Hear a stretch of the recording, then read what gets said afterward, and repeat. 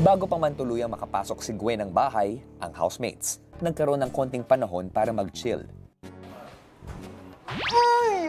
Don Long! Magpapamasahe ka ba? Ah!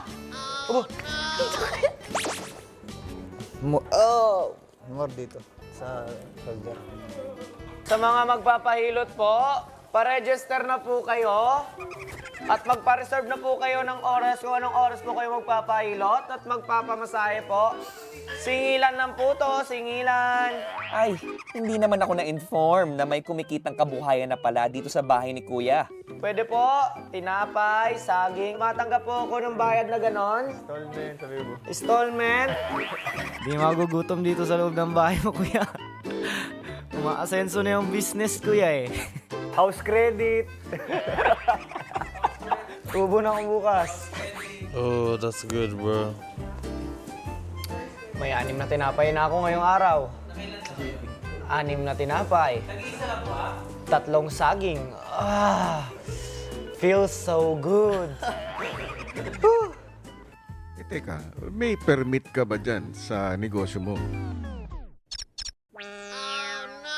Wala pa pong permit, kuya. Wala pang magandang pwesto. Eh, nakikigamit pa lang ng pwesto ng iba. Matiktikan ka ng mga otoridad. Eh, takbuhan na lang po. Binsoy, may mahalaga akong impormasyon na ipaparating sa'yo. May paparating na bagong salta sa bahay ko. At para malaman ang pangalan niya, kailangan mong mabuksan ang kahon na yan.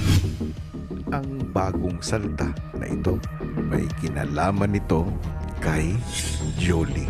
Para sa task na ito, kailangan mong mag-recruit ng mga kakampi para mabuksan ang box na nasa harapan mo, Binsoy. Yes po. Kailangan mo at kasama ng mga bata mo magpalinis ng ngipin kay Jolie. Yung dalawa, hali kayo dito sa akin. Sumunod kayo. Both of you, come here. Huwag kayong magpalata. Okay. Kuha. Kuha mga kusa. Kuha. Thank you mga kusa.